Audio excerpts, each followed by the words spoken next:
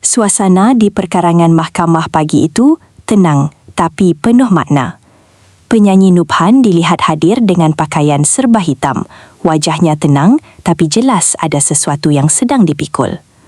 Hari itu, dia datang untuk satu prosiding berkaitan pelanggaran perintah mahkamah yang difailkan terhadap bekas isterinya, Afifah Hidayah Ahmad Taufik. Namun bila ditanya, Nubhan memilih untuk tidak mengulas panjang. Katanya ringkas, tapi cukup menggambarkan keadaan. Saya harapkan semuanya yang terbaik. Doakan yang baik-baik.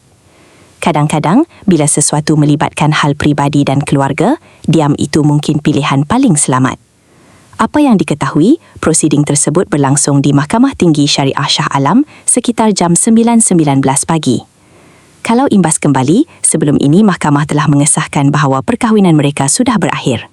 Lafaz talak kali kedua yang dibuat sekitar 26 Ogos lalu disahkan sah mengikut hukum syarak dan undang-undang. Satu perjalanan yang pasti bukan mudah untuk kedua-dua pihak. Untuk rekod, Nubhan dan Dr. Fee mendirikan rumah tangga sekitar 29 Ogos 2015. Daripada perkahwinan itu, mereka dikurniakan 3 orang anak yang pastinya menjadi keutamaan dalam apa jua keadaan. Dalam situasi seperti ini, ramai memilih untuk bersuara, tapi ada juga yang memilih untuk diam dan serahkan segalanya pada proses yang sedang berjalan. Persoalannya, bila melibatkan hal pribadi seperti ini, adakah lebih baik bersuara untuk jelaskan atau diam demi menjaga keadaan? Terima kasih kerana menonton Chua Viral TV.